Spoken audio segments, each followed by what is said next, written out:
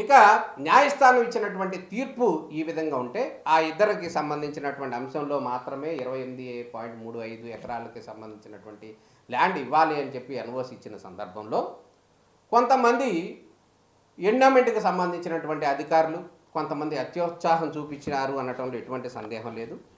అందులో భాగంగానే ఒక ఆరు పేర్లు ఎవరంటే representation of Shri why Demudu, state president of Andhra Pradesh teachers union, Akkayyapalem, Visakhapatnam district అని ఒక పేరు ఉంది. అదేవిధంగా representation of Shrimati B Manju Bhargavi and brothers, Andhra Pradesh, Valmiki బోయ సంఘం, జగదంబ నిలయం, విశాఖపట్నం డిస్టిక్ అని ఉంది. అదేవిధంగా representation of Sarojanamma, CS Puram, మిట్టాలపాలెం village, Prakasam district అని ఉంది. Representation from G Satyanarayana, పాలకొండూరు mandal, west Godavari జిల్లా. Representation from Shri Meka Tanuja Rangayya and other, Gampalagudem మండలం, నూజివీడు, కృష్ణా డిస్టిక్ అని ఉంది. రిప్రజెంటేషన్ ఫ్రమ్ శ్రీ రామచంద్రుడు,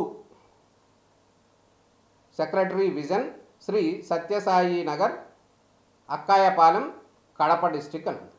అంటే ఈ ఆరుగురికి సంబంధించినటువంటి రిప్రజెంటేషన్లు ఇవ్వటం మూలంగా ఆ రిప్రజెంటేషన్ల పరిశీలనలో చేసినటువంటి దేవాదాయ శాఖ వారికి కూడా ఈ ఆరుగురికి సంబంధించి కూడా ఎన్ఓసి ఇస్తున్నాము అని చెప్పింది. అయితే ఈ ఎన్ఓసి ఇచ్చే సందర్భంలో విశాఖపట్నానికి సంబంధించిన వాళ్ళు, కడప జిల్లాకు సంబంధించిన వాళ్ళు, అదేవిధంగా వెస్ట్ గోదావరికి సంబంధించిన వాళ్ళు, అదేవిధంగా అక్కాయపాలెం, కడప, అట్లా రకరకాల జిల్లాలకు సంబంధించిన వాళ్ళందరూ కూడా ఇందులో ఉన్నట్టు ఇక్కడ ఉన్నట్టు కూడా చూపించారు. కేవలం గంపలగూడెంకి సంబంధించినటువంటివి అంటే ఆ టెంపుల్ ఉన్నటువంటి మండలానికి సంబంధించిన వాళ్ళు ఒక్క పేరు మాత్రమే చూపించారు.